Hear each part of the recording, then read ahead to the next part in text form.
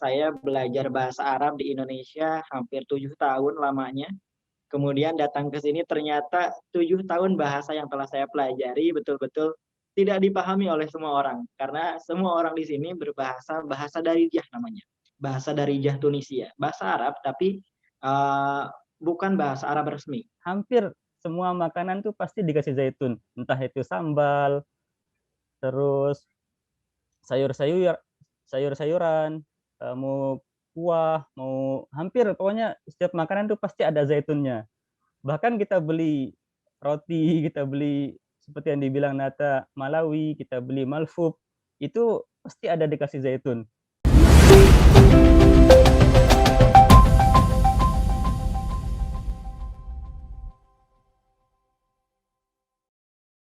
Assalamualaikum warahmatullahi wabarakatuh. Ramadan Mubarak everyone. Gimana puasanya? Ini adalah hari yang ke-23, nggak kerasa. Oke, selamat datang. Welcome back to Suara Awada Podcast. Jadi Suara Awada Podcast ini adalah salah satu programnya dari Suara Awada yang bekerja sama dengan PPI Dunia, Perhimpunan Pelajar Indonesia Sedunia. Nah, di tema ini, karena ini adalah bulan Ramadan, jadi temanya adalah Ramadan Journey.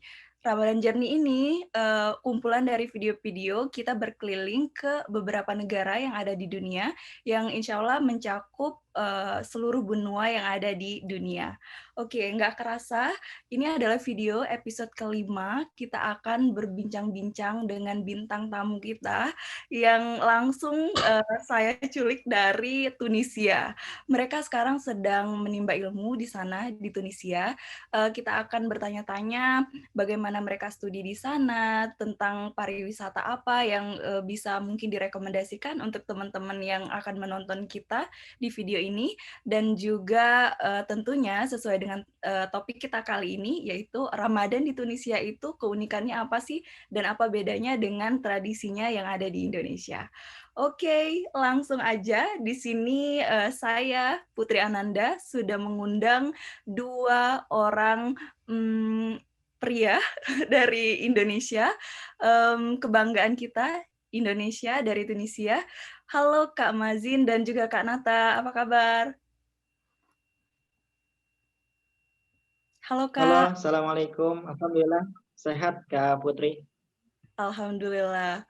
Oke, sebelum kita sebelum saya bertanya-tanya langsung tentang Tunisia itu gimana dan Ramadan di Tunisia gimana, mungkin teman-teman yang sekarang sedang nonton kita pada penasaran nih, bintang tamu kita kali ini siapa sih namanya gitu, terus di sana itu ngapain, apa kerja, apa kuliah, atau gimana gitu. Oke, mungkin dari Kak Nata dulu langsung, silahkan Kak. Oke, baik. Terima kasih banyak Kak Putri. Halo, assalamualaikum warahmatullahi wabarakatuh, teman-teman yang sedang menonton. Salam kenal semuanya. Perkenalkan nama saya Nata Sutisna atau teman-teman bisa panggil Nata.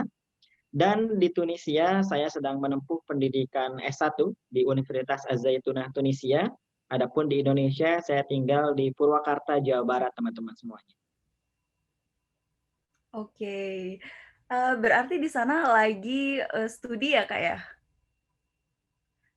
Betul, saya di sini kuliah. Oke, di Tunisianya nama kotanya apa Kak, kalau boleh tahu? Kebetulan aku di kota Tunis dan Tunis ini adalah ibu kotanya Tunisia. Jadi anak ibu kota nih sekarang. Wow, kalau di Indonesia di Jakarta mungkin ya teman-teman, kayak gitu. Oke, langsung aja ke temannya Kak Nata, langsung ke Kak Mazin. Silakan Kak Mazin, perkenalkan diri terlebih dahulu. Oke, terima kasih banyak Kak Putri. Assalamualaikum warahmatullahi wabarakatuh. Sabah khair, shunu hawalak labis. Saya Muhammad Mazin, pelajar di Zaitunah University. Sekarang juga lagi menempuh studi jurusan syariah dan hukum. Di Indonesianya mungkin dari Lombok. Ya, Wow, gitu aja. oke. Lombok itu berarti NTB ya Kak ya? Betul, NTB. Wow, jauh-jauh dari Lombok ini. Tapi kalau Kak Nata tadi di Indonesianya di mana, Kak? Di Purwakarta, Jawa Barat, perbatasan Bandung. Wah, ada yang dari Purwakarta, ada yang dari NTB, terus bertemu langsung di Tunisia gitu ya. Wah, keren, Betul, Kak, keren. betul. Oke, oke Kak. Biasanya nih Indonesia dan negara lain kalau misalkan yang dekat-dekat kayak misalkan Timor Leste atau enggak Malaysia mungkin masih ada samanya gitu. Tapi kan ini lumayan jauh ya jaraknya Indonesia dan Tunisia. Nah, pas waktu tiba pertama kali gitu di Tunisia ada nggak Kak kayak eh, apa ya shock culture gitu yang dirasain mungkin pas tiba di sana kok ada yang beda nih budayanya kayak gitu atau ada pengalaman unik gitu pas waktu pertama kali menginjakan kaki di negara Tunisia gitu. Mungkin boleh dari Kak Nata, silakan Kak bercerita tentang pengalamannya. Oke, terima kasih banyak Kak Putri. Untuk pengalaman pertama kali saya datang ke Tunisia, apa nih yang ditemukan apa atau ada culture shock ataupun ada hal unik yang ditemukan? Jujur pertama kali saya ke sini, saya kaget dengan bahasa teman-teman semuanya. Saya belajar bahasa Arab di Indonesia hampir 7 tahun lamanya. Kemudian datang ke sini ternyata 7 tahun bahasa yang telah saya pelajari betul-betul tidak dipahami oleh semua orang. Karena semua orang di sini berbahasa bahasa Darijah namanya. Bahasa Darijah Tunisia. Bahasa Arab tapi uh, bukan bahasa Arab resmi. Contohnya, kalau bahasa Arab asli resmi, Fusa namanya, itu kita biasa kaifahaluk atau apa kabar kan artinya. Tapi ketika datang ke sini, mereka bilang Shnahwelek atau Syahwelek. Lebes. Nah, itu artinya tuh apa kabar? Gimana kabarnya? Baik kan gitu. Jadi betul-betul jauh sekali perbedaannya. Kemudian kalau misalnya kita pengen nanya kan ini berapa harganya paling kita kam haza, kam saman haza itu kan bahasa yang betul-betul formal banget ya, resmi banget pusatnya. Tapi ternyata di sini pakainya kadish, kadish katanya. Kadish itu artinya itu berapa dan itu betul-betul jauh ya Kak Putri dan teman-teman semuanya. Nah, Iya. itu mungkin yang pertama kali dirasakan dan kaget itu dari segi bahasa. Dan mereka tidak memahami bahasa yang kita ungkapkan dari mulai tukang warung, kemudian dari mulai kasir, dari mulai supir taksi dan lain-lain. Karena selain berbahasa dari Indonesia, mereka pun berbahasa Perancis teman-teman semuanya. Dan ini kita yang bikin kaget juga orang Arab hidup di Arab, negara Tunisia bagian dari Arab, tapi orang-orangnya berbahasa Perancis dan tidak terlalu mahir berbahasa Arab Fusa. Ini yang bikin kaget teman-teman semuanya. Mungkin itu Kak Putri hal menarik yang pertama kali didapatkan. Untuk dari segi budaya dan lain-lain mungkin nanti Kak Mazin menyampaikan. Oke, wow, ini unik sih ya. Kalau misalkan tadi bahasa Arab tapi yang versi gaulnya gitu itu masih bisa diterima gitu ya kan. Tapi ini bahasa Perancis gitu. Nah, kenapa? Mungkin nanti Kak Mazin bisa menjelaskan sedikit ya Kak ya. Sembari nanti menjelaskan pengalamannya apa ya kayak culture shock-nya gitu selama di sana gitu. Silakan Kak Mazin.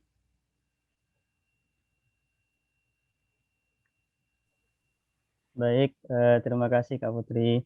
Iya, mungkin kalau dari culture shock, ya mungkin hampir sama juga sih apa yang dirasakan oleh Nata. Saya juga seperti itu. Jadi yang pertama kali itu mungkin dari segi bahasa kali ya. Soalnya kita udah seperti dibilang Nata tadi, udah lama kita belajar bahasa Arab. Ternyata sampai di sini bahasanya benar-benar berbeda gitu. Dan sangat berbeda dengan bahasa Arab di timur. Kalau mungkin bahasa Arab di timur, yang maksud di timur tuh yang negara-negara Arab yang di timur yaitu kayak Saudi, kayak Mesir, Yaman, mungkin itu pernah kita dengar di Indonesia gitu kan. Tapi kalau yang Tunis sendiri, yang bagian Arab bagian barat itu sangat jarang kita dengar. Bahkan saya pun sendiri seakan-akan nggak bisa bahasa Arab rasanya gitu Kak. Oke. Iya, ngerasa nggak bisa bahasa Arab sama sekali. Karena tadi kita pas belanja orang bilang pedes, pedih gitu. Kita kalau di yang kita pelajari di Arab bagian timur itu kan kam si'ruhu, berapa harganya gitu kan. Itu kan udah sering kita dengar. Nah, di sini sangat jauh sekali gitu. bahkan nanya kabar pun tadi kayak gitu. Jadi "Shunu ahwalak?" "Labis," katanya. Itu Oke. mungkin yang pertama kali. Selain itu culture shock mungkin cuaca kali ya. Kalau menurut saya sih cuaca. Soalnya kan saya datang waktu itu ketika musim dingin. Desember waktu itu musim dingin. Jadi kita kan belum belum terbiasa gitu kan dengan cuaca dingin, dengan cuaca di berapa derajat kira-kira di bawah 10 gitu kan, kita kan belum belum terbiasa gitu. Jadi itu mungkin yang yang culture shock untuk saya. Habis setelah itu mungkin dari segi makanan kali, untuk makanan. Jadi makanan kita sangat berbeda dengan yang di Indonesia ya kan. Jadi saya juga pertama kali sampai di sini ya belum bisa juga menyesuaikan dengan makanan-makanan di Tunisia gitu. Oke. Iya gitu aja kali mungkin Kak kalau Iya. masalah culture Kalau mau shock-nya. nambahin Kak Putri, tadi yang disampaikan Boleh. Mas Mazin ya, itu makanan betul-betul jauh sekali kita belum terbiasa ya lidah orang Indonesia. Karena kalau di Indonesia mungkin kita pagi-pagi menemukan ketoprak, menemukan gado-gado, menemukan kupat tahu dan lain-lain, makanan nasi uduk juga banyak, tukang bubur. Di sini tidak ditemukan sama sekali Kak Putri, dan makanan-makanan di sini betul-betul saya pribadi selama hampir 4 bulan, 5 bulan itu belum cocok ya. Jadi kalau makan paling selalu diusahakan untuk selalu membeli nasi dan masak di rumah, saking nggak cocoknya. Terus tadi cuaca juga, for your information teman-teman semuanya, bahwasanya di Tunis juga, di bagian beberapa tempat di daerah sana, daerah tinggi, itu turun salju juga teman-teman semuanya. Jadi daerah Arab, negeri Arab, tapi turun salju di sini juga ada. Tapi di ibu kota nggak turun, jadi yang turun hanya di daerah-daerah tinggi itu di musim dingin biasanya turun. Dan satu lagi tadi yang saya belum sampaikan, di sini memang negaranya Arab, tapi jangan kalian bayangkan datang ke Tunisia, wah semua orang, semua perempuan di niqab, semua perempuan di hijab, kemudian semua laki-laki menggunakan jubah, menggunakan gamis, menggunakan kopiah, dan itu jangan dibayangkan seperti itu teman-teman, karena tidak seperti itu Tunisia. Jadi datang ke sini ya perempuan banyak sekali yang tidak berhijab, perempuan ada juga yang berhijab. Kemudian tidak semua laki-laki pakai gamis, karena di sini ya laki-laki pakai jaket, pakai jeans, pakai kayak di Indonesia, enggak. Maksudnya jangan pikir hidup di Arab nanti, oh kita jalan di pinggir bakal ada unta nih lewat gitu kan. Kita jalan semua orang pakai gamis, semua orang perempuan pakai niqab, enggak seperti itu teman-teman semuanya. Jadi saya datang ke sini melihat ini kok Arab, tapi bangunan-bangunannya kok kayak di Perancis, bangunan-bangunannya kok kayak di Eropa gitu. Gitu. Dan itu mungkin punya latar belakang yang memang kenapa seperti itu sangat luas sekali jika kita disampaikan dengan sejarah-sejarahnya. Tapi itu mungkin yang pertama ketika pertama kali melihat Tunisia atau datang ke Tunisia. Oke, wow. Tadi berarti, kenapa banyak bangunan ala Prancis gitu, mungkin, waktu itu pernah dijajah oleh Prancis atau gimana, Kak? Iya betul, Eh, i- Tunisia dijajah iya. Prancis ya, Bang Mazin. Iya, Oh, Tunisia dijajah Prancis hampir berapa tahun ya? Setahu saya itu Tunisia itu bebas dari Prancis itu tahun 65 kalau nggak salah, tahun 65. Kemudian setelah itu mengadakan revolusi tahun 2011. Itu sih kalau nggak salah Kak ya. oke, wow. Oke, baiklah. Oke, tadi kita, udah bahas tentang apa ya, culture shock, selama pas pertama datang ke sana. Nah, pas udah datang ke sana, biasanya tadi udah disinggung dikit nih sama Kak Nata, kita tuh ada yang dirindukan gitu, di Indonesia gitu, entah itu boleh makanan, boleh apapun deh gitu. Mungkin, aku bakalan challenge Kak Mazin sama Kak, Nata untuk kasih 3 hal yang dirindukan selama nggak ada di Indonesia, which is sekarang sedang tinggal di Tunisia gitu. Mungkin dari Kak Mazin dulu, Kak, boleh sebutkan 3 hal? Iya, kalau dari yang dirindukan paling kalau saya sendiri mungkin makanan kali ya. Dari makanan aja sih yang dirindukan paling ya rindu rindu bakso gitu kan, rindu eh, martabak kali kan atau kerupuk gitu. Soalnya di sini nggak ada sama sekali. Oke. Kalaupun ada, kadang di sini kan teman-teman di sini banyak yang kadang jualan gitu kan, ada yang jualan bakso, ada yang jualan martabak, biasa yang teman-teman cewek sih biasanya yang jualan. Tapi rasanya itu nggak seperti di Indonesia gitu. Jadi ngerasa nggak nggak ada kepuasan lah ya istilahnya. Ada Iya, yang jadi kurang ya apalagi rasanya. apalagi ketika misalkan ngelihat di YouTube atau ngelihat di postingan teman-teman, mungkin itu ngerasa rindu sekali dengan Indonesia gitu. Jadi kalau saya pribadi mungkin makanan kali ya yang dirindukan. Oke. Iya. Wah. Kalau makanan biasanya khas Lombok apa aja nih, Kak? Kalau khas Lombok itu ada pelecing nama makanannya. Jadi Pelecing. pelecing ini kangkung dikasih sambal, kemudian nanti dikasih toge, dikasih dikasih apa namanya, dikasih kelapa. Itu makanan makanan khas Lombok. Kalau di NTB sendiri itu ada nanti namanya ikan goreng apa sih namanya lupa saya.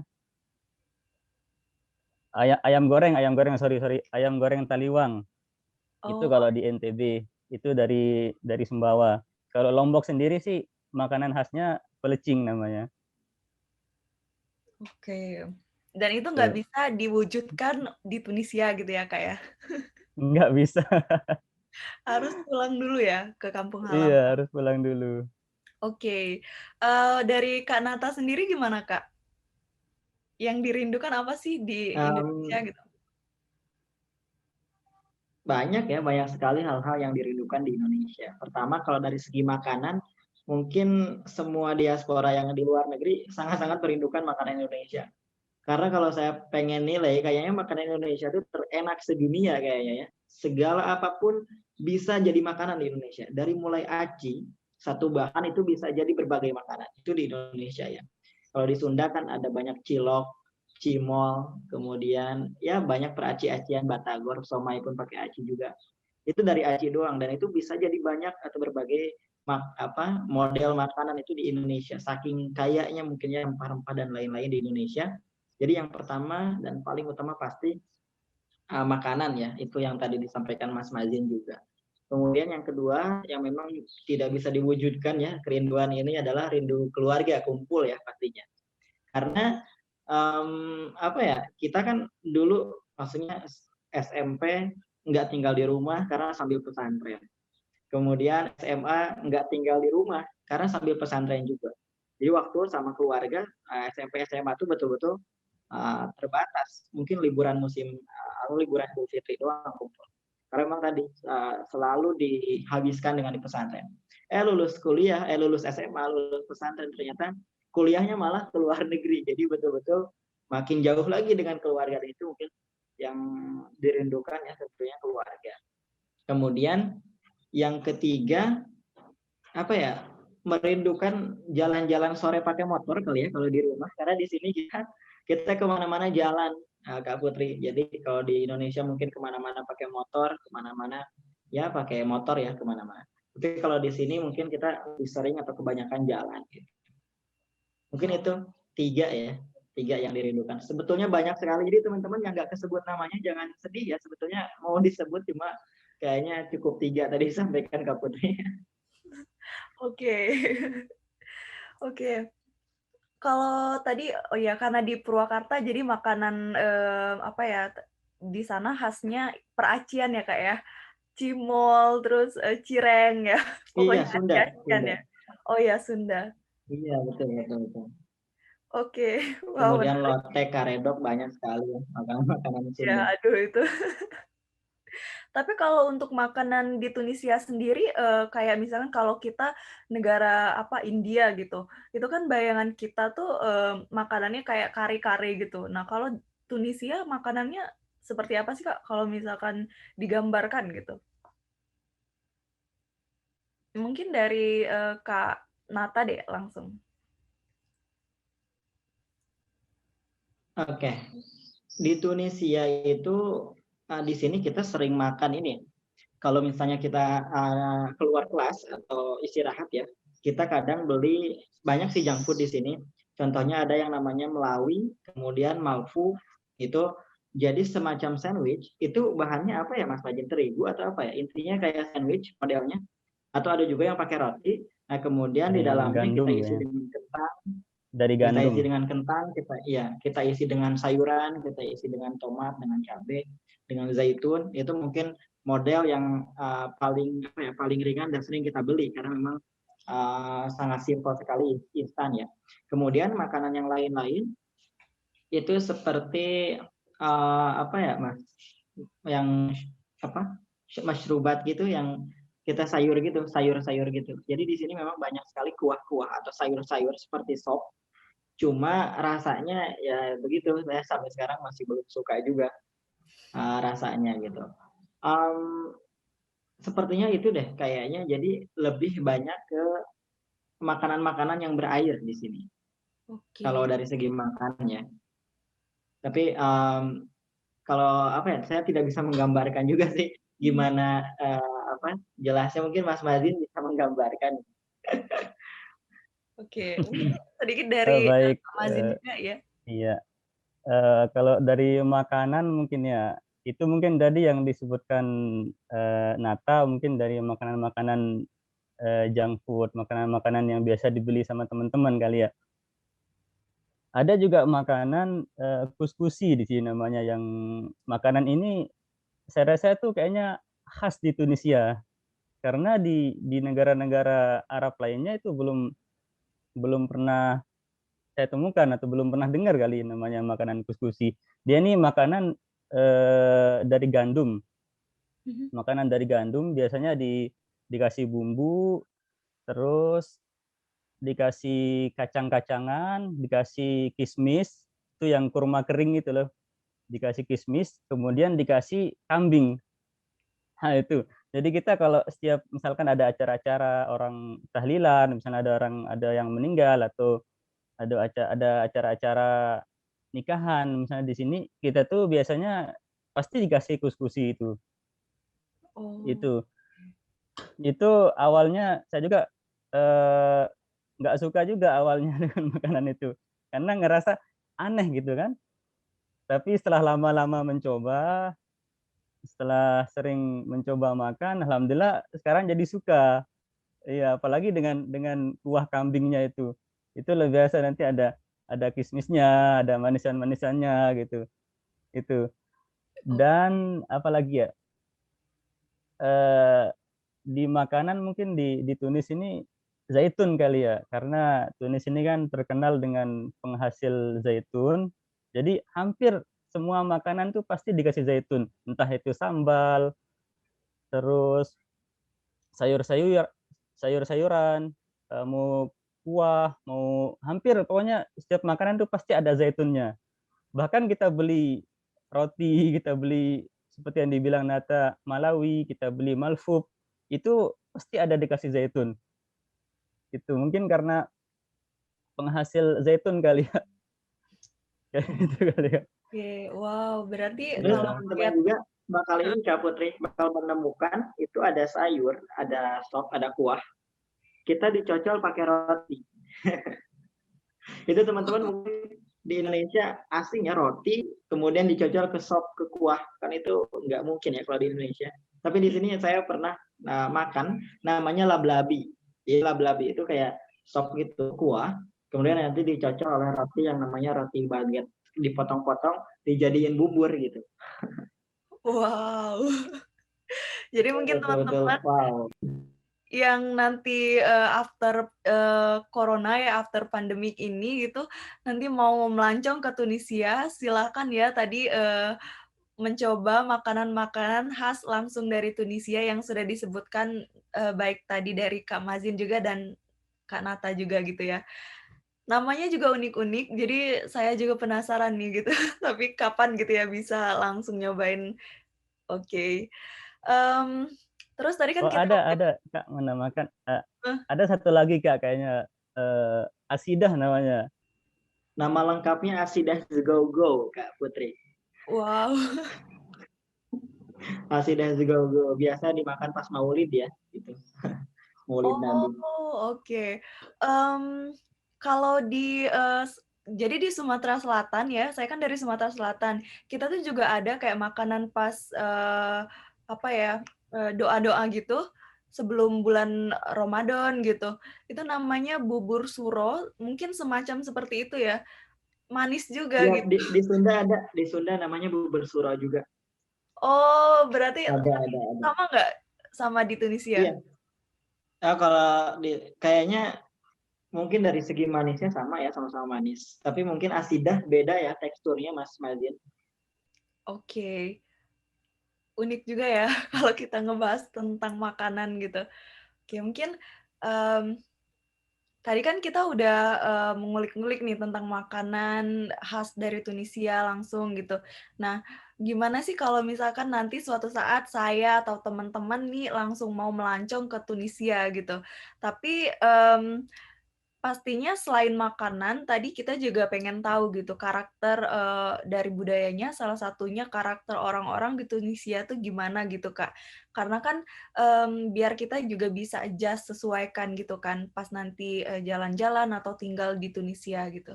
Nah, mungkin bisa kita bahas nih, Kak, tentang karakter umum orang Tunisia itu gimana sih gitu. Mungkin dari Kak Majin, silakan, Kak. Kalau karakter orang Tunisia ya, kalau pengalaman pribadi saya mungkin ya, orang Tunisia yang saya lihat itu cuek ya, orang-orangnya cuek. Ini Oke. pandangan saya sih. Iya, jadi cuek dan mereka itu acuh tak acuh sama sama teman. Tapi sebetulnya mereka baik, mereka baik. Makanya ketika kami juga kan ketika di kelas atau apa gitu kita kalau kalau biasanya kan kalau di Indonesia gitu ada teman gitu kan kita ditanya kan, "Kamu ngerti nggak pelajaran? Apa yang kamu nggak ngerti?" Gitu kan. Ditanya sama teman-teman kita kalau di Indonesia kan. Hmm. Kalau di sini enggak. Jadi di sini kita nggak nanya sama mereka itu, mereka nggak bakal ngasih tahu kita gitu loh. Jadi kita kita kita sendiri yang aktif gitu. Kita harus Jadi proaktif itu ya. iya, kita kita harus nanya, intinya kita harus, banyak nanya lah ke mereka gitu, baru mereka bakal jelasin. Tapi kalau kita cuman diem, nggak ngomong apa-apa, mereka juga bakal diem, Oh, gitu.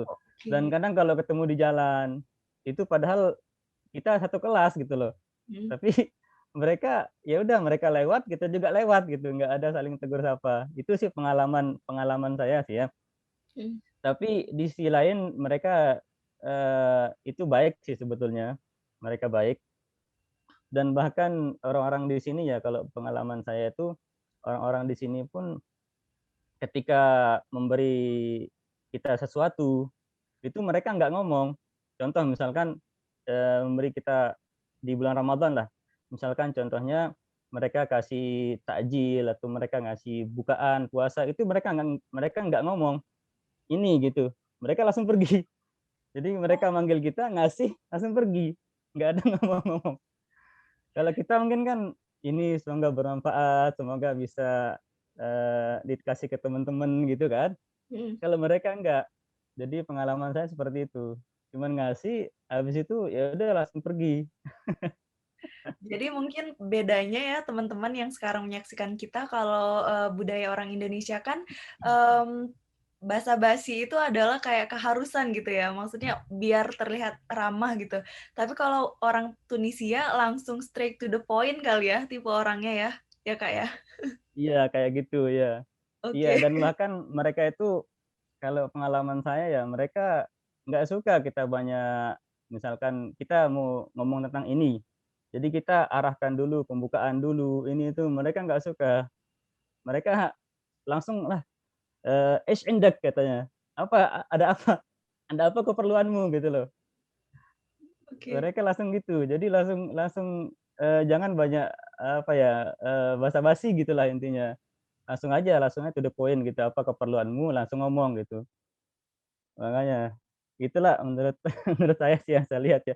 Tapi di itu semua sih, orang Tunisia sebetulnya baik-baik sih, baik-baik menurut saya. Cuman itu mungkin, entah itu mungkin faktor, eee, jajahan Perancis dulu atau mungkin emang adat mereka seperti itu kali ya. Mungkin itu sih, itu aja mungkin. Oke, wow. Oke, kalau tadi, kita udah tahu juga makanan, terus juga karakter orang-orangnya gimana. Nah, untuk ini, untuk yang pelancong nanti ke Tunisia dan juga mungkin teman-teman yang lagi berencana pengen studi di sana nih, apa aja sih, Kak, kayak pariwisata yang khas atau terkenal gitu di Tunisia yang mungkin bisa direkomendasikan ke teman-teman? Mungkin bisa dari Kak Nata langsung? Oke, terima kasih banyak Kak Putri. Cuma sebelumnya saya ingin menyampaikan tentang karakter umum tadi ya orang Tunisia yang memang tadi udah saya siapkan juga sebetulnya. Dan ini kebalikan dari Mas Mazin kalau pengalaman saya pribadi. Mungkin kalau Mas Mazin tadi udah disampaikan, kalau pengalaman saya pribadi ada 3 karakter umum orang Tunisia yang saya temukan. Itu pertama mereka ramah. Jadi orang Tunisia itu kita gak kenal, mereka tuh pasti mengucapkan salam ke Putri. Oh, Kita lewat, kita gak kenal, pasti salam atau kalau bahasa Perancis mungkin bonjour. Nah itu ditemukan di Tunisia sebagaimana di Indonesia. Kita di Indonesia mungkin ketemu, hey kemana gitu. Begitupun di Tunisia, sepengalaman yang saya temukan itu mereka ramah. Jadi ada orang ketemu pasti mengucapkan salam. Salam, salam. Jadi betul-betul seperti di Indonesia lah keramahannya. Kemudian yang kedua, karakter umum orang Tunisia itu egaliter, bebas, dan demokratis. Itu orang-orangnya.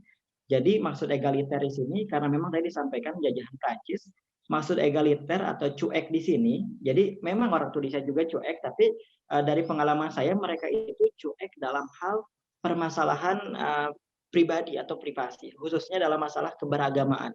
Dalam masalah keberagamaan ataupun berpakaian, mereka cenderung betul-betul cuek dan nggak peduli terhadap urusan orang lain. Kemudian di sini juga kayak kamu pakai baju, kamu pakai hijab, kamu nggak pakai hijab, kamu pakai pakaian seksi, kamu pakai pakaian seperti apa, ya itu urusan kamu gitu, bebas gitu. Kita nggak perlu ngomentarin. Kemudian kamu mau sholat, kamu enggak, kamu mau soleh, kamu mau nggak soleh, yaitu urusan kamu gitu. Kita dilarang sok tahu atas urusan pribadi orang lain, khususnya dalam masalah agama, karena itu urusan dia pribadi dengan Tuhan. Nah itu mungkin yang keduanya itu maksud kalau dari pandangan saya cuek yang saya temui itu mereka mungkin dalam hal agama betul-betul cuek ya. Jadi urusan agamamu ya agama kamu gitu, urusan agama kita ya agama kita. Kemudian demokratis, mereka betul-betul demokratis dan sangat menerima berbagai perbedaan, baik itu perbedaan agama, pendapat ataupun budaya dan lain-lain. Dan yang iya sih itu dari segi pertama ramah ketika ketemu salam, yang keduanya egaliter juga, jadi bebas ya urusan agamamu ya agamamu, kamu mau ngelakuin apa ya terserah kamu. Yang penting syaratnya satu, enggak ngeganggu privasi orang lain, enggak ngeganggu orang lain, enggak ngeganggu ketertiban orang lain gitu. Kemudian yang ketiganya demokratis. Mereka khususnya di kampus ya kalau ada permasalahan-permasalahan apa-apa pasti selalu dikumpulkan, pasti selalu demo gitu kan mereka. Nilai belum keluar, pengen libur apa-apa pasti selalu didemokan gitu. Jadi memang demokratis. Itu sih tadi dari karakter umum yang saya temukan gitu. Jadi mungkin ini seperti di Indonesia ya, ada yang cuek, ya ada yang ramah mungkin. Ada yang peduli suka maksudnya ngomongin orang lain, ngomentarin orang lain, ada juga yang cuek ya, hidup kamu urusan kamu gitu. Nah, itu mungkin di Indonesia juga nggak beda jauh kayak gitu. Kalau dari segi pelancong ya atau wisata yang memang kalau teman-teman ke sini harus dikunjungi, itu sebagaimana disampaikan bahwasanya Tunisia itu negara yang julukannya El Khodro. Tunis El Khodro, artinya Tunis negeri yang hijau. Jadi Tunis negeri karena memang kita pindah dari satu kota ke satu kota pasti ditemani oleh pemandangan-pemandangan hijau, bukit-bukit, gunung-gunung ataupun perkebunan-perkebunan itu banyak sekali kalau kita bahkan kalau saya buat story di Instagram itu teman selalu komen, "Ini di Tunis apa di New Zealand?" katanya. Karena memang tadi bangunan atau daerah-daerahnya sangat hijau, sangat subur sekali di sini. Kemudian kan kalau tempat secara khusus sebetulnya banyak ya, di sini bisa disampaikan dalam waktu 1 jam mungkin webinar khusus wisata. Satu, itu teman-teman harus mengunjungi karena di sini banyak peninggalan Romawi, teman-teman harus mengunjungi semua peninggalan Romawi. Yang pertama ada Elgem. Elgem ini bangunan Romawi seperti Kolosium Roma. Jadi bahkan saya buat vlog di YouTube saya, judulnya Kolosium Roma Italia pindah ke Tunisia. Nah, itu betul-betul hampir mirip dengan Kolosium Roma di Italia. Yang keduanya Doga, ada hamparan hijau Romawi, bangunan Romawi, pinggirnya hamparan hijau, itu sama juga dengan Sbaitila namanya.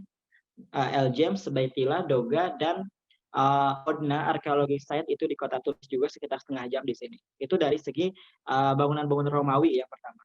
Kemudian dari segi Sahara ataupun oasis,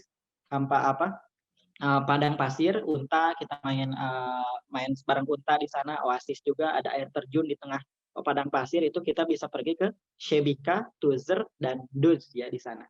Kemudian kalau kita pengen melihat di tengah hiruk pikuk zaman modern, gedung-gedung tinggi, mal-mal tinggi, segalanya bisa, ada wifi dan lain-lain zaman sekarang.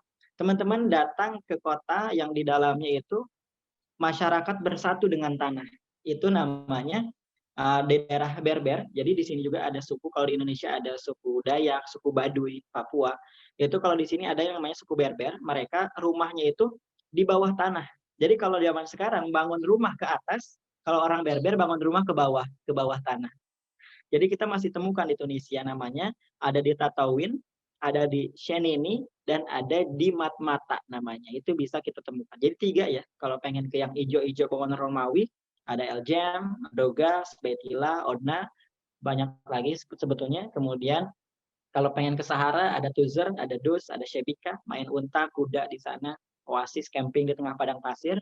Kalau misalnya pengen ke kota-kota yang dulu dipakai syuting Star Wars, teman-teman kalau tahu Star Wars, ada bangunan di bawah tanah suku Berber dan sekarang masih hidup. Itu ada Cenini, ada Tatawin, ada Matmata. Kita bisa ke sana. Itu mungkin 3 Kak Putri, 3 model ya. Oke, tadi udah mencakupi semua berarti Kak ya. Oke, tadi kan Kak Nata bilang nih ada YouTube channel juga. Mungkin bisa di-share ke teman-teman yang sekarang lagi menyaksikan kita, biar langsung nih teman-teman nanti ngecek videonya gitu. Oh, ini mantep nih dipromosiin. Di YouTube-nya ada namanya Nata Sutisna ya, di YouTube-nya ada. Nanti teman-teman bisa tonton. Tapi belum banyak sih, cuma ada 11 video kalau nggak salah, itu seputar kayak kita berkunjung ke Elgem, kita berkunjung ke kota-kota yang memang pernah saya kunjungi, walaupun saya pribadi belum pernah berkunjung ke Sahara. Kemudian ada yang namanya kota Kairouan, kota suci Tunisia bisa disebut. Itu di sana ada Masjid Uqbah bin Nafi, dulu ibu kota Islam itu di kota Kairouan, itu saya sampaikan di YouTube juga. Nama channelnya Nata Sutisna, teman-teman. Oh, terima kasih nih, udah dikasih ladang buat promosi. Please subscribe gitu ya. Oke.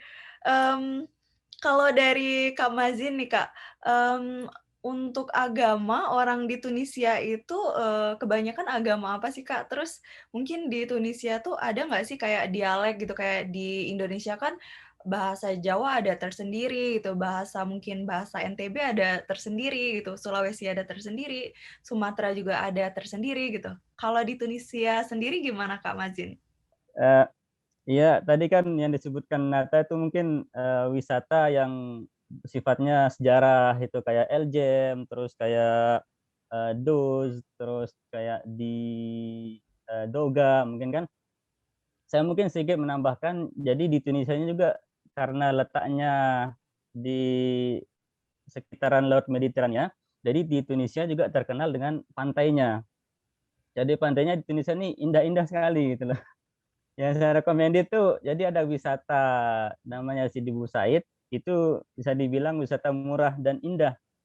Jadi di sana kita cukup dari ibu kota Tunis ke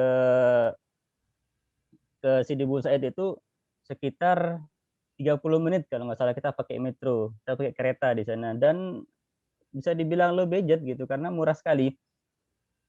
Itu Oke. nggak nyampe 1 dinar. Jadi harga tiket keretanya itu nggak nyampe 1 dinar. Mungkin kalau dirupiahkan sekitar 5.000, 6.000 rupiah lah gitu untuk perjalanan ke Sidi Bu Said. Wow. Dan nanti Sidi Bu Said ini terkenal dengan kampung Yunani di situ. Jadi corak-coraknya hampir sama kayak yang kita lihat di YouTube, mungkin kan kayak Yunani gitu, hampir sama kayak gitu. Jadi corak-coraknya rumah dengan cat putih, kemudian jendela, pintunya nanti berwarna biru. Kemudian kita di sepanjang jalan tuh dimanjakan dengan khas-khas apa sih, karya lokal Tunisia lah gitu. Karya khas Tunisia. Kemudian nanti kita tinggal naik ke atas, itu pemandangan pantai yang sangat luas dan indah. Gitu. Kalau yang wisata pantai yang saya recommended itu Sidi Busaid. Dan masih banyak lagi sih wisata-wisata pantai seperti kalau mau di Jerba itu dan di tempat-tempat lain. Itu kalau wisata ada lagi wisata religi. Kalau mau wisata religi juga banyak di Indonesia. Jadi seperti tadi yang sudah disebutkan di kota Kairouan, di situ ada makam kalau bagi yang senang ziarah ya, itu ada makam Sidi Sohbi namanya Abu Zam'ah Al-Balawi, itu merupakan sahabat Rasulullah yang dulu menemani Rasulullah ketika perjanjian Hudaybiyah.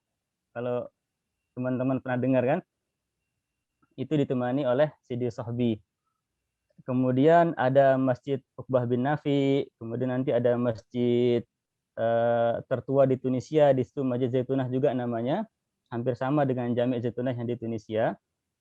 Itu dibangun pada tahun 70 Hijriah, kalau nggak salah. Lama sekali. Iya.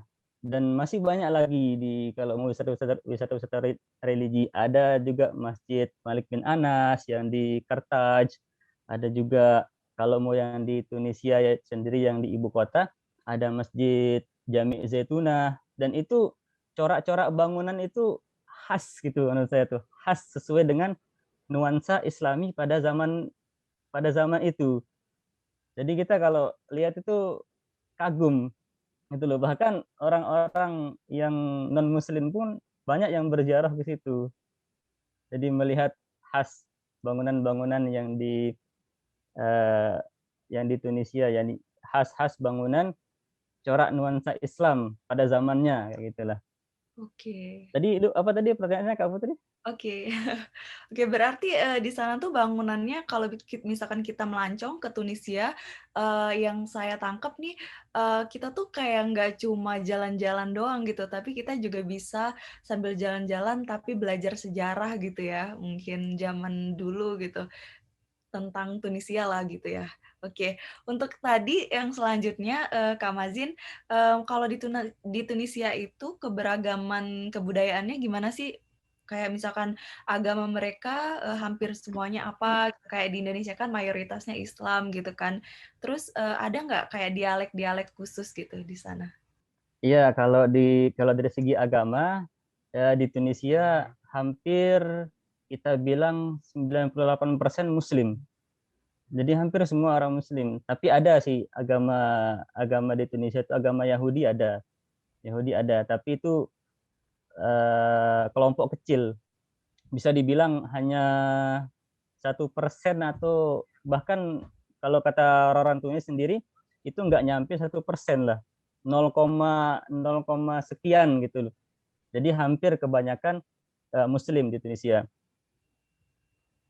Terus yang kalau keragaman budaya di Tunisia, saya rasa mereka itu toleransi kali ya, yang saya lihat. Jadi mereka walaupun ada agama Yahudi di sekitar mereka, itu mereka tetap saling bertoleransi, saling menjaga seperti yang kita lakukan di Indonesia, ya gitu. Nah terus apa ya? Apa tadi lupa saya pertanyaannya? Bahasanya ada nggak, Kak, kayak keberagaman bahasa gitu? Kayak misalkan kita orang Sunda ada tersendiri, terus kalau orang Jawa ada tersendiri gitu, kayak dialek-dialek tertentu gitu? Atau semuanya pakai bahasa Tunisia? Kalau keberagaman bahasa ya, mungkin di Tunisia itu kalau menurut saya yang saya lihat ya, itu mereka punya bahasa sendiri yang berbeda dengan Arab-Arab lainnya. Jadi bahasa mereka ada bahasa Darijah nama istilahnya. Itu sangat berbeda dengan bahasa Arab pada umumnya. Contoh misalkan mereka bilang apa kabar, misalkan kalau apa kabar kan bahasa Arabnya kaifa haluk gitu kan. Tapi kalau mereka shunuh walak, shunuh walak. Itu sangat jauh dengan bahasa Arab yang sering kita pakai, bahkan yang sering kita pelajari gitu. Iya. Itu mungkin sangat sangat berbeda dengan bahasa Arab pada umumnya, terutama bahasa Arab-Arab yang ada di timur seperti Saudi, seperti Yaman, seperti eh, Oman dan lain-lainnya gitu loh, Mesir dan lain-lain. Dan juga di sini saya rasa unik kali ya kalau di bahasa Tunisia itu. Jadi mereka itu ketika ngomong itu kayak mempunyai nada gitu loh. Jadi mereka bernada. Mereka ada Ada nada-nada spesifik. tersendiri. Jadi contoh misalnya apa ya? La besa gitu kan. Jadi ada nada di akhirnya tuh ada nadanya. La besa, madama gitu itu. Jadi bahkan kalau kita yang belajar tajwid ya, kadang kita mungkin yang pernah belajar tajwid, Hmm. ada istilahnya kan qalqalah gitu kan. Itu kan qalqalah itu kalau di bahasa Arab itu kan hanya ada pada 5 huruf kalian. Ba, jim, dal, qa sama qaf ya kan. Kalau yang teman-teman yang udah belajar tajwid. Tapi kalau di Tunis tuh hampir semua huruf itu diakhiri ada qalqalahnya. Seperti labesa itu kan sin, sebenarnya kan kalau di kaidah tajwidnya itu nggak ada qalqalahnya. Tapi mereka kadang menggunakan hurufnya qalqalah atau mantul gitu, ada suara mantul di situ. Labesa, terus madama, yusufa katanya. Jadi itu. Iya, jadi uniknya di situ. Terus apalagi kalau masalah dialek ya, dialek saya rasa hampir hampir sama deh ya kalau di sekitar sekitar Tunisia kali ya. Atau mungkin Nata kayaknya mungkin yang lebih tahu kalau masalah dialek ini. Nanti mungkin dijelaskan oleh Nata Boleh. masalah dialeknya. Oke, boleh kita langsung ke Kak Nata mungkin untuk menambahkan? Untuk keberagaman ya, kalau di Indonesia dari segi bahasa mungkin ada bahasa Sunda, bahasa Betawi, kemudian Batak dan lain-lain. Kalau di Tunisia sepertinya tidak ada keberagaman seperti itu. Jadi semua kota, semua daerah itu menggunakan bahasa Arab Darijah tadi, dialek itu, dialek Darijah Tunisia. Jadi memang Indonesia kaya sekali ya keberagamannya dari segi budaya, dari segi bahasa, dan di Tunisia itu hanya bahasa Darijah Tunisia. Dan memang Tunisia itu kecil teman-teman semuanya. Tunisia itu terakhir itu 2018 kalau nggak salah, total masyarakatnya hanya kurang lebih 11 juta atau setara dengan orang Banten. Di Indonesia, Sabang sampai Merauke, kemudian di tengah ada kecil Banten. Nah, orang Tunisia itu segede Banten, Bun. Negara Tunisia itu segede Banten atau segede Pulau Jawa tuh kegedean kayaknya. Karena memang kecil sekali Indonesia. Dan itu memang yang mungkin menyebabkan tidak ada banyak keberagaman dari segi suku ataupun dialek di sini. Oke, banyak banget yang saya sendiri pelajari ya, dan semoga teman-teman yang sekarang sedang menyaksikan kita juga, saya yakin sih banyak banget hal-hal yang mungkin unik dan mungkin agak mengagetkan juga ya dari Tunisia gitu. Dan mungkin sekarang ngerasanya pengen ke Tunisia gitu, teman-teman yang lagi nonton. Oke, tadi kita udah banyak banget ngebahas mulai dari kebudayaan dan lain-lain, Kak Nata dan Kak Mazin. Terus kita langsung beranjak nih sesuai dengan main topik kita hari ini sebenarnya tentang Ramadan di Tunisia itu gimana sih gitu. Nah, dari pengalaman Kak Nata dan Kak Mazin sendiri selama sejauh ini tinggal di Tunisia, gimana sih Kak menjalankan Ramadan di Tunisia sendiri, dan apa ya, mungkin ada nggak tradisi yang di Tunisia itu seperti ini tapi di Indonesia nggak ada nih kayak gitu, atau sebaliknya gitu. Maksudnya kayak tradisi unik lah gitu selama bulan Ramadan atau menyambut bulan Ramadan di Tunisia. Mungkin dari Kak Nata lagi, silakan Kak. Tradisi Ramadan di Tunisia ya, mungkin saya bakal mulai dari perbedaan ya, perbedaan dulu.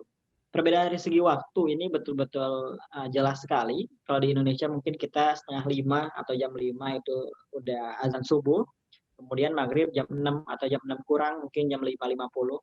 Tapi kalau di Tunisia itu Ramadan pertama tahun lalu saya itu di musim panas, itu subuh itu jam 3 lebih seperempat, jam 3 tuh udah seperempat udah subuh, kemudian azan maghribnya nanti setengah 8, dan itu panjang sekali berarti teman-teman semuanya dari segi waktu. Tapi syukurnya sekarang ini masih agak-agak di musim semi nih, jadi masih masih agak sebentar dari mulai jam 4, kemudian sekarang jam 3.45 itu sampai jam 7.15 gitu. Jadi memang sekitar 15-16 jam ya di sini. Kemudian dari segi budaya, di sini kayaknya nggak ada yang namanya ngabuburit gitu. Kalau di Indonesia mungkin ada ya, kita ngabuburit sore-sore. Jadi memang ngabuburit itu udah menjadi pekerjaan yang ada nama dan ada pekerjaannya gitu. Jadi ngabuburit gitu. Semua orang kayak sepakat ngabuburit setiap sore nunggu maghrib gitu kan. Baik itu jalan-jalan atau berburu takjil. Nah kalau di Tunisia sendiri mereka kayak enggak, ayo ngabuburit yuk, enggak ada gitu. Mungkin ayo nunggu maghrib kita ngabuburit kemana gitu, kayaknya enggak ada gitu. Dan memang bahkan 2 jam sebelum azan maghrib itu semuanya sepi. Jadi bahkan 2 jam sebelum maghrib disebut kota mati. Itu sepi, semuanya pulang ke rumah gitu. Kita ke pasar nih, saya pribadi ke pasar. Belanja sekitar habis asar lah ya, jam setengah jam 4 mungkin jam 4. Kemudian sampai jam 5, udah jam 5 semuanya tutup, semuanya pulang. Dan itu pasar menjadi Submedina ya khususnya, menjadi kota apa ya, pasar mati gitu. Karena memang 2 jam dari jam 5 sampai jam 7 itu semuanya kosong, sepi, orang-orang pada pulang. Jadi kebalik ya, kalau di Indonesia mungkin jalan maghrib wah rame itu kan takjil apa di pinggir jalan. Di sini nggak ada ngabuburit itu, bahkan 2 jam sebelum maghrib semuanya pulang ke rumah untuk buka puasa di rumah gitu. Itu mungkinnya budaya yang memang nggak ada di Tunisia, yaitu ngabuburit. Hal unik lainnya apa ya, mungkin dari segi menyambut, mungkin mereka sama seperti Indonesia, mungkin kirim-kirim makanan juga, beberapa tetangga suka kirim-kirim makanan ke rumah. Kemudian kirim-kirim kurma, takjil, dan di sini orang-orang Tunisia pandai memberi, berlomba-lomba untuk memberi, menyampaikan berbagi kebaikan ya. Ya ada yang ngasih kurma, ada yang ngasih buka puasa, takjil, dan lain-lain. Itu banyak sekali ditemukan di Indonesia, di Tunisia. Bahkan teman-teman jangan takut kelaparan untuk gak dapat takjil ya, kalau mau kuliah ke Tunisia, karena tiap hari kita dikasih takjil, ada dari orang Tunisia yang ada jam'iyah, ada organisasi komunitas, ada juga yang personal yang ngasih kurma itu. Itu bahkan tahun kemarin saya temukan tiba-tiba ada nomor tak dikenal nelpon, saya ada di depan rumah katanya, pakai mobil gede, mobil box. Kemudian kita temui kan siapa ini? Ternyata dia sembako, dari mulai beras, dari mulai telur, kemudian kurma, makanan, kemudian minyak buat masak gitu kan. Itu betul-betul orang Indonesia itu kayak gitu. Jadi kalau Ramadan itu banyak sekali orang yang berlomba-lomba untuk berbagi gitu. Mungkin itu Kak Putri. Wow, enak ya tinggal di Tunisia, nggak kenal aja langsung ditelepon terus langsung dikirimin sembako gitu ya. Pengen juga tinggal di Tunisia. Orang Indonesia di sini banyak sekali yang memberi gitu ke kita orang Indonesia gitu. Wow, baik sekali ya orang-orang Tunisia. Mungkin dari Kak Mazin juga bisa menambahkan, Kak, di sana tradisi yang unik gitu, yang mungkin agak berbeda gitu dari Indonesia. Baik Kak, mungkin saya rasa yang disampaikan Nata mungkin udah lengkap semua kali ya. Iya. Mungkin saya di sini mungkin hanya sekedar menambahkan gitu kan sedikit mungkin pengalaman saya sendiri. Ya seperti yang saya bilang tadi kan di samping orang Tunisia itu cuek gitu kan, tapi ada sisi baiknya juga gitu loh. Jadi mereka itu kalau walaupun cuek tapi baik gitu. Jadi bahkan kita sebelum Ramadan itu per rumah-rumah Indonesia ya, di sini kan kita kan di sini rumahnya nyewa ya kan. Jadi per rumah itu didata oleh ada lembaga sosial kita per rumah didata. Jadi semua orang Indonesia itu dikasih buat takjil, dikasih buat berbuka, dan bukanya tuh nggak tanggung-tanggung gitu. Bisa kita bilang 4 sehat 5 sempurna gitu. Ada ayamnya, ada sayurnya, ada kadang nasi, kadang dikasih roti, kadang dikasih yogurt, kadang ada buahnya gitu. Jadi mereka ngasihnya nggak nanggung-nanggung gitu loh. Dan itu setiap hari, Kak, setiap hari. Itu dari awal Ramadan sampai akhir Ramadan, itu. Dan juga selain itu mungkin ini dari segi makanan ya, dari segi bantuan buat buka puasa. Di selain itu juga tahun kemarin itu kita bahkan dapat voucher belanja itu senilai 60 dinar. Jadi per orang dapat 60 dinar. 60 dinar itu sekitar mungkin 300-400 ribuan lah. Itu dapat voucher belanja di kayak kalau kita mungkin Indomaret gitu, Alfamart gitu kan, di sini namanya Azizah lah. Jadi kita dapat voucher per orang 60 dinar, bayangkan. Mereka tuh baik gitu loh. Iya. Jadi itu kebaikan orang Indonesia ya. Kalau yang unik lagi mungkin yang saya lihat di sini mungkin kalau di awal Ramadan itu orang-orang biasanya masjid-masjid dihiasi, dibersihkan, kemudian kadang dikasih lampu di sekitaran masjid. Kemudian mereka juga kadang memajang bendera kebanggaan mereka gitu, kalau bendera Indonesia. Jadi dibuat di samping setelah dibersihkan, dikasih lampu, dikasih bendera Tunisia gitu loh. Jadi hampir semua masjid itu dihias ketika awal Ramadan. Ya, kemudian mungkin yang unik lagi ya yang saya temukan di Tunisia itu di kota Kairouan.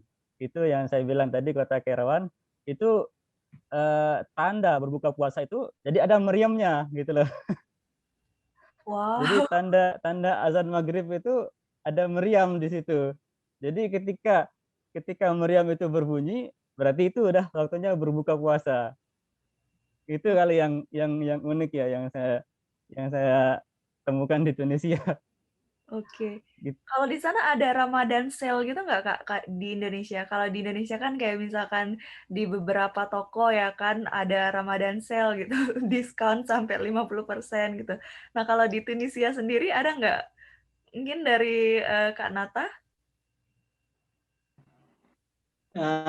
Sejujurnya ya, kalau di Indonesia kita berburu ya ke mall, ke toko-toko karena banyak sekali diskon Ramadan nih. Berkah Ramadan banyak diskon, berkah Idul Fitri nanti banyak sekali diskon buat beli baju bedug ya, baju lebaran.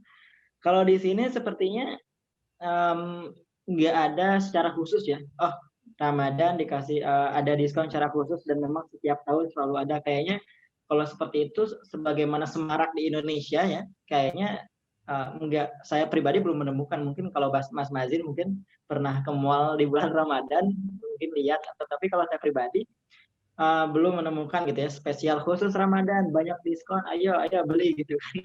Kayaknya belum menemukan, tapi lagi-lagi itu kan disampaikan Mas Mazin tadi, mungkin kalau misalnya diskon itu kebaikan secara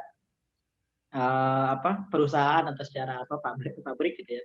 Tapi kalau kebaikan secara personal memang tadi Mas Maju sampaikan juga di Indonesia obral diskon kebaikan secara personal itu di Ramadan betul-betul membludak dan semarak gitu. Mereka banyak ngasih, banyak berbagi, baik itu berbagi uang, kemudian berbagi makanan dan lain-lain, itu banyak sekali di Indonesia. Bahkan bukan hanya di sini kan itu secara personal ya gak kenal gitu. Ada juga yang komunitas, jamiah, organisasi sosial tadi. Itu bahkan ada di sini masyayikh, syekh ya, guru kita. Itu kan guru ke kita paling ngasih ilmu ya, ngasih pelajaran, ngasih nasihat. Tapi ada di sini guru-guru itu peduli ke kita kayak ngasih selimut. Kamu butuh selimut, orang Indonesia, pelajar Indonesia butuh selimut, kita kirim selimut gitu. Kamu butuh makanan, butuh karpet atau tempat buat ngaji, buat belajar, dikirim lagi gitu. Memang orang-orang Indonesia itu dalam kenapa melatar belakangi itu karena mereka itu betul-betul memuliakan para pencari ilmu. Jadi mereka tuh, karena kita dari Indonesia jauh-jauh datang ke Tunisia cari ilmu, apalagi mendengar belajar ilmu apa di Tunisia, ilmu diniyah atau belajar agama, wah mereka tuh betul-betul excited gitu. Jadi nggak biasa aja memandang orang yang belajar ilmu agama itu. Jadi mereka betul-betul memuliakan, dan itu mungkin salah satu yang melatar belakangi mereka sangat-sangat memuliakan kita, khususnya orang Indonesia di Tunisia itu selalu diperhatikan dan mereka sangat-sangat peduli. Oke, wow. Jadi pengen nih belajar ke Tunisia soalnya nggak mungkin nggak makan dan nggak mungkin nggak ada tempat tinggal gitu ya. Semuanya bisa dipenuhi gitu. Dan mereka karakternya ternyata berlomba-lomba apa ya, melakukan kebaikan gitu ya, khususnya di bulan suci Ramadan gitu. Wow, unik banget sih. Dan jujur saya baru dengar nih dan dengar langsung dari Kak Nata dan Kak Mazin gitu. Wow. Oke, nah kalau untuk, di sana kan kebanyakan kan orang muslim ya, Kak, ya. Nah, kalau untuk, kekhasan orang-orang muslim misalkan dari baju, dari hijab gitu, mungkin dari, wanita-wanitanya, di sana itu ada nggak, Kak, yang, menjadi ciri khas atau membedakan gitu? Kayak misalkan kita, dari cara berhijab aja gitu ya kan, kayak orang Indonesia dan orang, apa ya, orang misalkan orang Malaysia gitu, itu ada perbedaan gitu. Nah, kalau untuk di Tunisia sendiri ada nggak kayak baju khususnya kayak jubah atau cara berhijabnya gitu? Mungkin bisa dari Kak Mazin, silakan Kak. Kalau dari segi baju ya, mungkin saya rasa nggak ada yang begitu berbeda kali ya. Soalnya kan tadi kan seperti udah disampaikan Nata tadi kan dari orang cara berpakaiannya. Jadi cara berpakaiannya ya seperti biasa gitu. Yang laki-laki ya kalau ketika di bulan Ramadan atau ketika sholat ya mereka biasa pakai jeans, pakai jaket, kadang pakai cuma ya kadang pakai apa ya, kemeja mungkin kan, kemeja jeans gitu. Itu yang dari laki-lakinya kali ya. Kalau yang perempuan kayaknya juga, eee, saya rasa nggak ada perbedaan sama sekali. Mereka pakai kerudung, pakai biasanya, apa namanya, baju perempuan tuh yang sampai bawah itu, gamis namanya ya? Iya. Ya, biasa pakai gamis, pakai kerudung gitu, pakai kaos kaki, ya gitu. Jadi, nggak ada istilahnya mungkin kayak di Indonesia ada mukena gitu kan untuk sholat, di sini nggak ada. Bahkan ketika kita lihat di masjid-masjid pun nggak ada disediakan mukena sama sekali gitu. Oke. Jadi untuk perempuannya gitu. Iya, mungkin yang beda kali ya, mungkin yang beda itu mungkin masyayikh, mungkin para syekh atau para, guru-guru, para asatidz, mungkin, guru-guru kita, mungkin mereka ada jubah khusus yang dipakai untuk sholat, jubah khusus, Tunisia. Jadi itu yang membedakan. Tapi kalau orang-orang biasa ya seperti, orang-orang, umum misalnya yang bukan bukan seorang guru atau bukan masyayikh, itu ya pakaiannya seperti tadi ya biasa, itu. Oke. Mungkin ada dari Kak Nata yang mau menambahkan? Oke, Kak Putri. Tadi ya disampaikan juga sama Mas Mazin bahwasanya dari segi pakaian secara khusus itu memang terbilang sama ya dari mulai perempuan, kalau perempuan ya sebagaimana orang Indonesia berjilbab ya, muslimah, kemudian nggak ada yang mungkin jilbabnya model apa sebetulnya nggak ada, dan kebanyakan di sini orang-orang pada pakai pasmina ya kalau saya perhatikan perempuan-perempuannya. Kemudian kalau dari segi laki-laki tadi disampaikan juga Mas Mazin, ya kita taraweh kebanyakan orang-orang biasa ya pakai pakai jeans, pakai kaos, pakai kemeja, pakai jaket dan lain-lain. Tapi ternyata bapak-bapak Tunisia itu yang memang pakai jeans, pakai jaket ketika ada pengajian itu kan pada pakai jaket. Dan dalam pengajian Quran khususnya, ternyata mereka tuh pada hafal Quran gitu.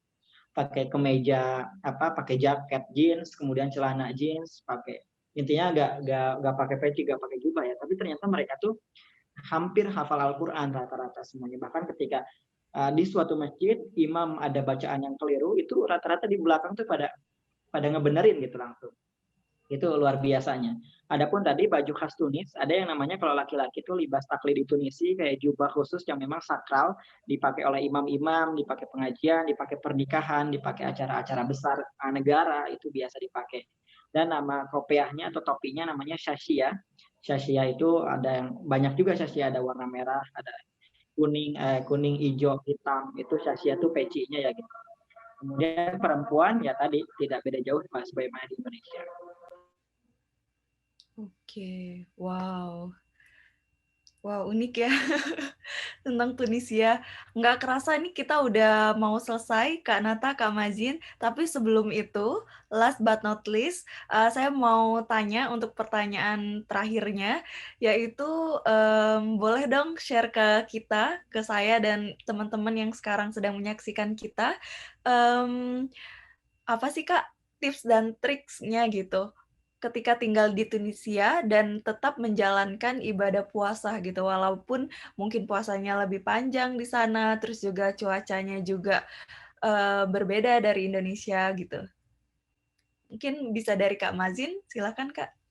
Terima kasih dulu kepada semua teman-teman PPI Dunia ataupun teman-teman yang sudah menyaksikan acara Suara Awadah ya. Mengucapkan terima kasih.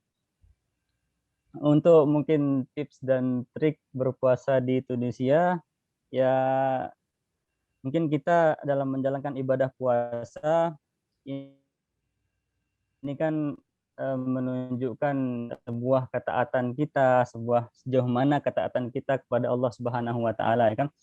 Ya dalam menjalankan ibadah puasa kita puasa 16 jam ataupun 18 jam atau ada yang mungkin yang sampai 20 jam gitu kan. Ya yang penting kita ikhlas dalam menjalankan, kita ridho dalam menjalankan, ya insya Allah nggak bakal terasa gitu. Entah kita mau puasa berapa lama, itu nggak bakal nggak bakal kerasa gitu. Yang penting kita intinya ikhlas lah dalam menjalankan ibadah puasa. Dan ini juga sangat bermanfaat sekali gitu kan bagi kita dalam berpuasa ini kan, dalam kesehatan juga, dalam segala hal menuju ketaatan kita kepada Allah, kemudian dari segi fisik kesehatan juga itu sangat bermanfaat. Dan bagi trik atau tips bagi teman-teman ya mungkin dari saya ya jangan lupa makan sahur ya biar semangat puasanya.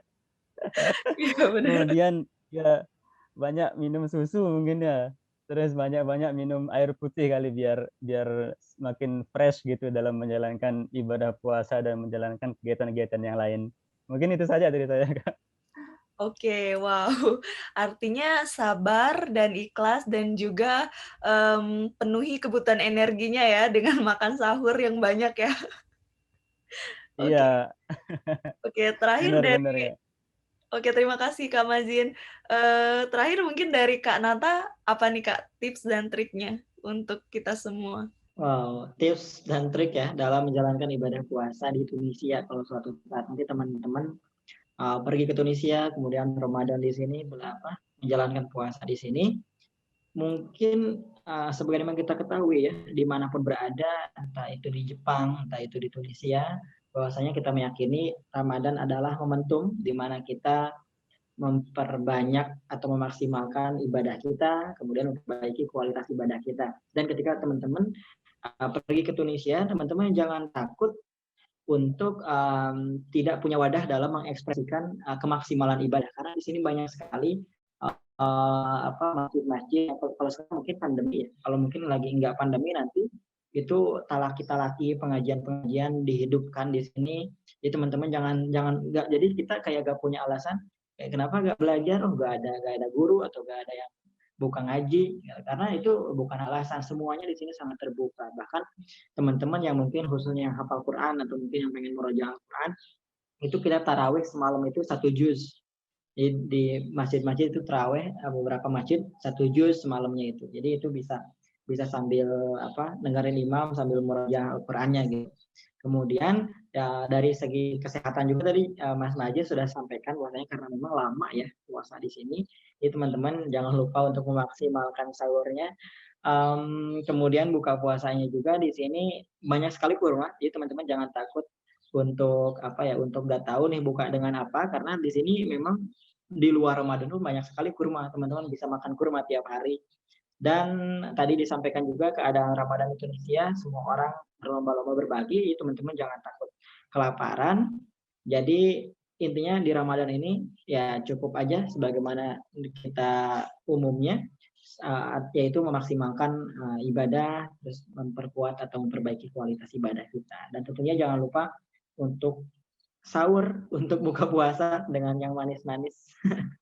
Oke, terima kasih banyak untuk tips dan triknya bagaimana memaksimalkan atau menjalankan ibadah bulan puasa di sana, Kak Nata dan juga Kak Mazin. Banyak banget pengalaman, nggak cuma insya Allah saya sendiri dan juga teman-teman, insya Allah yang sedang menyaksikan kita, dari mulai tadi kita mengulik tentang budayanya Tunisia dan orang Tunisia itu gimana, tempat pariwisata, rekomendasi-rekomendasi yang terkenal dari sana, dan juga terakhir tips dan triknya bagaimana berpuasa di sana gitu.